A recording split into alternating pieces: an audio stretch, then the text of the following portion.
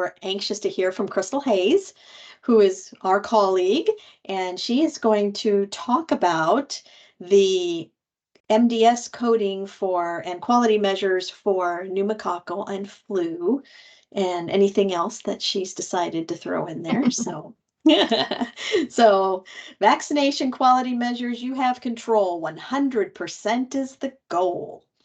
All right, Crystal. Yeah, well, thanks for letting me talk today and having this time with everybody.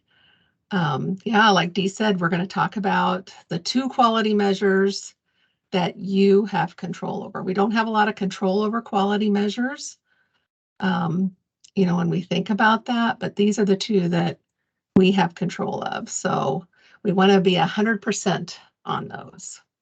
So Dee, if you want to move to the next slide, we'll just dive in. Sounds good. All right, so we're going to look at the influenza and the pneumococcal quality measures.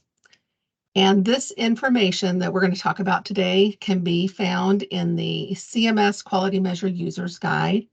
And we'll provide that and the other resources I mentioned in the resource guide that Dee and Stephanie put together, and Kelsey, but then also Kelsey will provide some of these links in the chat as well. The vaccination quality measures, they're not found on your CASPA reports, but they do appear in Care Compare, and they are also viewable by the public there.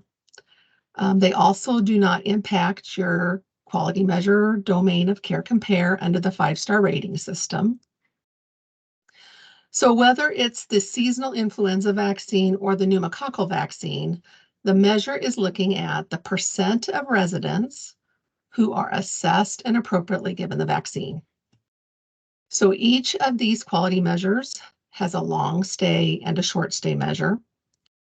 And just to review, the long stay refers to residents that have been in your building for 101 or more days. And short stay residents are those that have been in your building for 100 days or less. I just want to give a side note that there's going to be additions to the MDS later this year, where they're going to be adding up-to-date COVID vaccinations as an item. And then also in fiscal year 2026, there's going to be a SNF QRP measure for nursing home residents who are up to date with the COVID vaccine. And that was found in the final rule of 2024. And so you can take a look at that if you'd like to, but just know that there's going to be some more vaccination quality measures coming up. So next slide. All right, so the next thing we're going to talk about is what it means to be assessed and appropriately given the vaccine. So to meet the influenza and pneumococcal quality measure at 100%, every resident in your building needs to be assessed and appropriately given the vaccine. And what this means is that the resident's MDS needs to be coded one of 3 ways for those vaccinations. So the first way is that the resident received the vaccination in your nursing home or outside of your nursing home. So they received it at the clinic, the pharmacy, the hospital. They've received that vaccine. The second way is that there's a medical contraindication. So they have an allergy, or maybe they've had Guillain-Barré syndrome. Some type of medical contraindication is documented in their chart by the medical provider, so the physician or the nurse practitioner, whomever. And then the third way is that the resident was offered and refused the vaccine after they were properly educated. So these 3 items are the only ones that constitute that the resident has been assessed and appropriately given the vaccine. So there's 3 ways to get to that 100%. Next slide.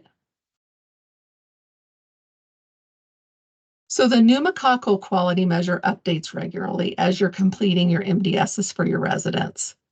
So you're doing them, every quarter, or with a significant change, you're doing those MDSs. And so the pneumococcal measure, it'll just update, as you go and do those MDSs. However, the influenza vaccine quality measure, it's different. And we're going to talk about that next. So for both the short stay and long stay influenza measure, the quality measure is only calculated once a year at the beginning of July.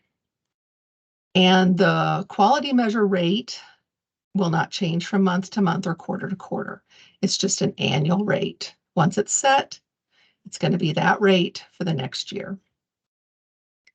And the data used to populate both the short and long stay influenza quality measures are the latest MDS assessment that reports the influenza vaccine status for the resident who is in the facility for at least 1 day from October 1st through March 31st.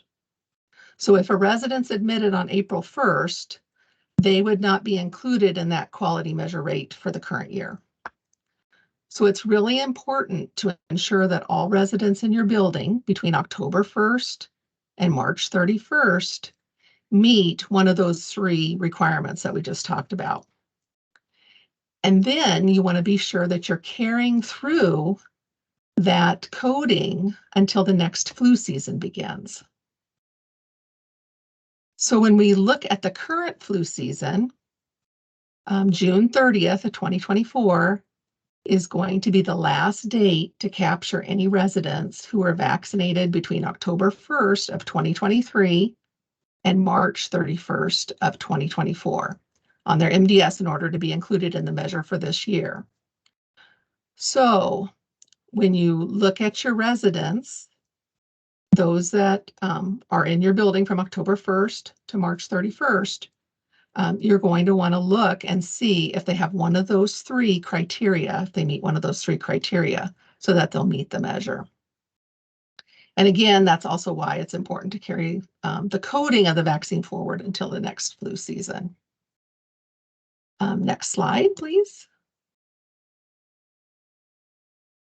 One of the tools that is nice and gives you an idea what surveyors will be looking for, there is a CMS survey pathway for infection prevention, control, and immunizations.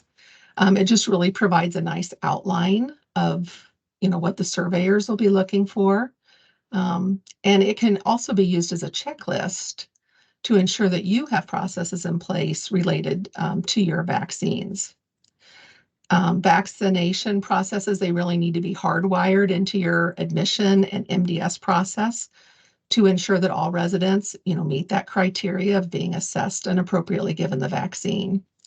And I'm not going to read this document to you, and Kelsey will provide the link, but some of the key immunization areas are screening residents, educating them on benefits and side effects, documentation of refusals or contraindications, proper administration, your vaccine supply plan, and then your policies and procedures. The pathway also provides you with a specific tag that it relates to. So F883 for flu and pneumococcal, and then F887 for the COVID vaccines. So you can specifically review those tags in Appendix PP. Next slide. So the survey pathway for that topic continues, and it focuses then on staff COVID-19 vaccinations.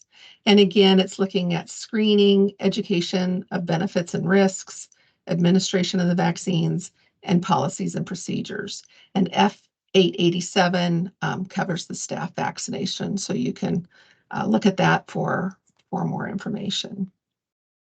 Next slide. All right, so we talked about the vaccine quality measure and how every resident needs to meet one of those 3 criteria to be assessed and appropriately given the vaccine. So how do we reach 100%? And then more importantly, how do we sustain that rate? I think it all starts with standardizing your vaccination process for all admissions and readmissions. And when you do your each MDS on that resident, you want to though ensure that you're obtaining vaccine information from the hospital, the resident of the family, or the statewide immunization portals, just being sure that you're getting that information when they come into your building. You want to have an ongoing and annual vaccination clinics so that you ensure timely vaccination of new residents or those that might have changed their mind and want the vaccination. Sometimes that'll happen. You want to have a supply of the vaccine on hand and staff trained to administer it to avoid any delays. You may have a resident who's maybe not wanted to get the flu vaccine, and all of a sudden maybe they've had a family member come in who's kind of talked them into it and they want to get that done. So I think, having that vaccine on hand, you're able to give it right away and not delay when, maybe they had their mind set, but then we delayed it too much and then they decide that they don't want to do that. I think accurate MDS coding is another key to meeting the measure and sustaining it. You want to be sure that you're carrying that vaccination coding through each MDS. So for example, as we said, the influenza vaccine will be carried through on every MDS until the next flu season begins. And if you're completing the MDS and you cannot answer with one of those 3 criteria to meet that being assessed and appropriately given the vaccine, I think just taking a minute to stop and then just reevaluate why can't we meet that measure? And then what actions can we take in order to ensure that they've, either had the vaccine inside or outside of your building, that we have a medical contraindication that's documented, or that we've given them and educated them on the benefits and the risks, and they don't want to take the vaccine. So just making sure that we have one of those 3 criteria for each of the vaccines in the residence chart. The other thing is Great Plains. We have several tools that can assist you. The vaccination change package has just a plethora of multiple tools and resources that includes the quality measure video series, the influenza pneumococcal MDS coding tip sheets, and an electronic vaccination log that'll just help you organize and keep track of the vaccines that you've given your residents. So the quote at the beginning of our session today was, "Success is the sum of small efforts repeated day in and day out." And I think this fits well with the vaccination quality measures, as being successful in reaching and sustaining that 100% for the influenza and the pneumococcal quality measures will just be a continual process of having standardized processes along with an understanding of the vaccination quality measure requirements and accurate MDS coding so that your nursing home can ensure that each and every resident meets one of those 3 criteria of being assessed and appropriately given the vaccine. So I just encourage you to review each resident in your building to ensure that these criteria are met before the March 31st due date to meet 100% before that flu season ends. And CMS has described that flu season for us as October 1st through March 31st. And so we want to make sure that they meet that criteria between that time period so that on June 30th, when they do the look back, they'll see that all of the MDSs completed for your residents have met one of those 3 criteria. Also, our team is here to help you. So if you have questions or would like assistance with the quality measures, I know Lori Hintz and Susan Wilcox in South Dakota and Jennifer Lochner in North Dakota would be more than happy to meet and talk with you and help you work through that and any questions that you have. So I think that's all for me, and I'll turn it over to Dee and Stephanie.